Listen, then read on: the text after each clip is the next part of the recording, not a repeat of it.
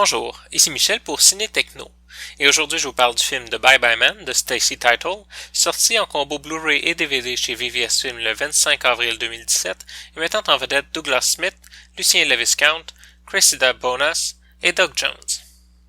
Trois étudiants emménagent dans une maison pour la période scolaire et y découvrent de mystérieuses inscriptions qui déclenchent l'arrivée d'un personnage maléfique.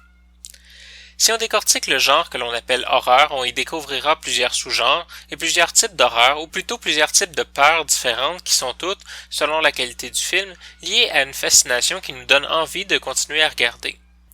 L'horreur dans sa plus simple définition horrifie. C'est le sentiment de répulsion, de regarder quelque chose de répugnant à l'extrême. Les films gore, les monstres dégoûtants et autres textures collantes, gluantes ou peu appétissantes en font partie.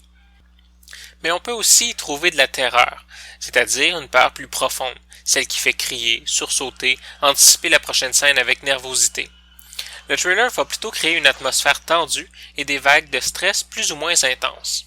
Plus rarement, on va retrouver ce que l'on appelle en français l'angoisse cosmique, un type de terreur très spécifique dont on pourrait attribuer la naissance à l'auteur H.P. Lovecraft. Juste pour faire une parenthèse, on pourrait définir l'angoisse cosmique comme l'angoisse que l'on ressent devant une entité si grotesque et absurde qu'elle redéfinit notre conception même du monde et nous renvoie violemment au visage la petitesse et le désespoir de notre être dans un cosmos infini, incompréhensible et vide de sens. Un bon exemple serait les meilleurs épisodes de Twilight Zone. Fin de la parenthèse. Plusieurs films vont exploiter un aspect en particulier de l'horreur, faire des mélanges, faire des pastiches et développer le genre. D'autres vont se contenter de copier un peu ce qui a déjà été fait de manière pâle.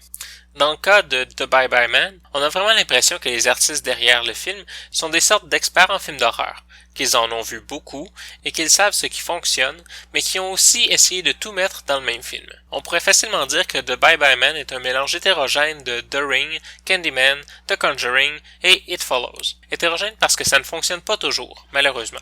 The Ring à cause de la contagion exponentielle à éviter, Candyman à cause du nom à ne pas prononcer, The Conjuring à cause du peu d'informations qui semble appeler un prequel, et It Follows à cause de la lenteur avec laquelle l'esprit maléfique arrive.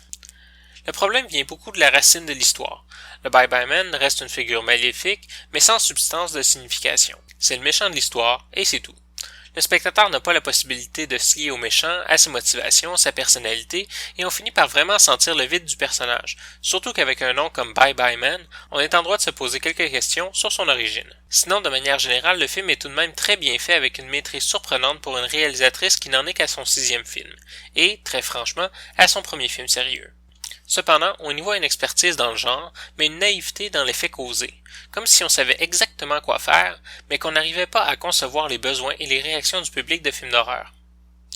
Le film est présenté en format d'image 1.85 en anglais et français Dolby True HD 5.1 avec les sous-titres en anglais et français. Dans les suppléments, on retrouve un documentaire derrière la scène. En conclusion, je dirais que The Bye Bye Man est un film très divertissant avec un bon jeu d'acteurs, de belles scènes, une apparition inattendue de Faye Dunaway et un scénario avec du potentiel, mais trop de trous. Cependant, on peut dire que la maîtrise du genre de l'horreur et de l'art cinématographique sont assez présents pour oublier plusieurs lacunes, mais pas assez pour rendre le film mémorable. C'était Michel, je vous remercie et bon visionnement.